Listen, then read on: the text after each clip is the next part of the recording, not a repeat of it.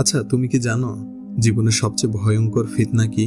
এমন কিছু মেয়েদের দিকে তাকানো যাদের দেখে তাও বা না করে তুমি রাতে ঘুমিয়ে পড়ো।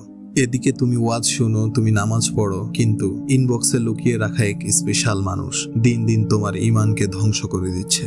চোখ দিয়ে শুরু হওয়া হারাম সম্পর্ক, হারাম কথা, হারাম অনুভব, এভাবে তুমি একদিন আর তওবা করার সুযোগ পাবে না।